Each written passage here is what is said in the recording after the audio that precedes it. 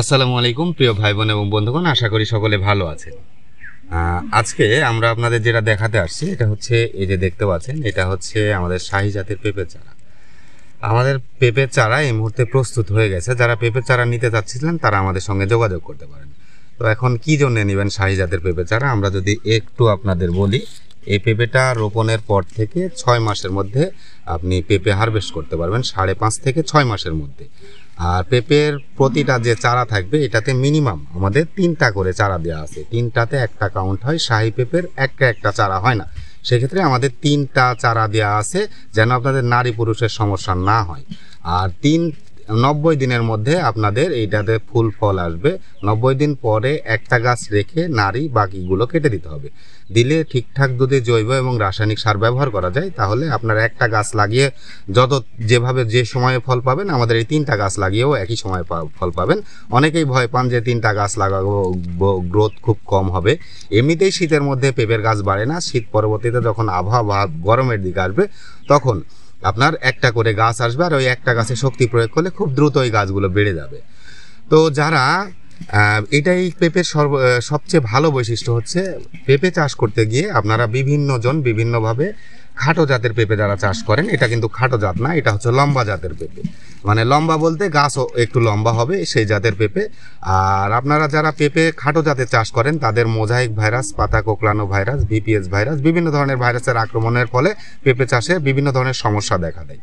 তো সেই ক্ষেত্রে আমাদের এই পেঁপেতে সর্বনিম্ন ফলন পাবেন হচ্ছে 40 কেজি, সর্বোচ্চ 60 কেজি, 80 কেজি, 100 কেজি পর্যন্ত পাওয়া যায় যদি আল্লাহ আপনার ভাগ্যে রিজিকে লেখে থাকে এবং আপনার পরিচর্যা ঠিকঠাক হয়।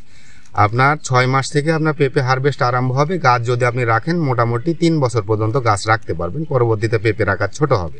এটা হচ্ছে শাহী পেঁপের বৈশিষ্ট্য। আর ভাইরাসের আক্রমণ খুবই কম।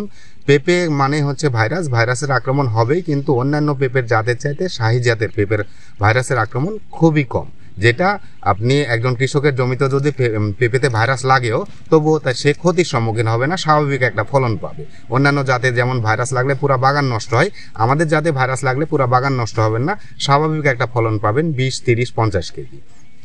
তো এটা হচ্ছে সবচাইতে বড় গুণ। পেঁপে চাষের প্রধান সমস্যাই হচ্ছে মোজাইক ভাইরাস। এই ভাইরাসটা যে জাতে নাই, কম আছে, সেই জাতটা করে অবশ্যই আপনি স্বাবলম্বী হতে পারবেন।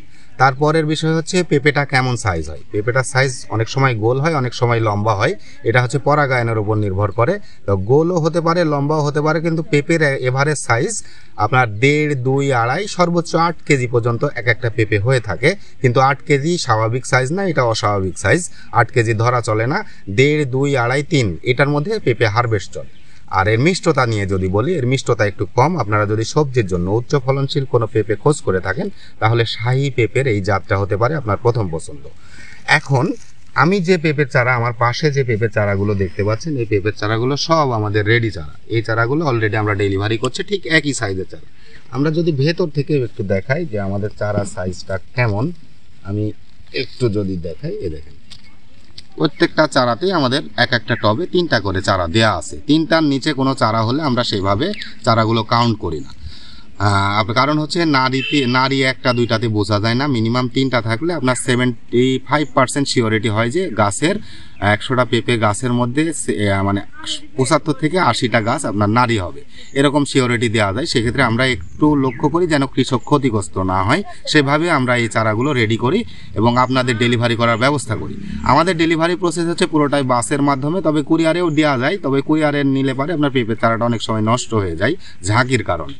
তো এই সমস্যাগুলো সব কিছু জেনে শুনে যদি শাহী পেঁপে আপনি চাষ করতে চান, আমাদের একটি নির্ভরযোগ্য পেঁপের জাত যদি আপনি চান, তাহলে আমাদের সঙ্গে যোগাযোগ করতে পারেন। ধন্যবাদ সবাইকে, ভালো থাকবেন, সুস্থ থাকবেন সব সময়।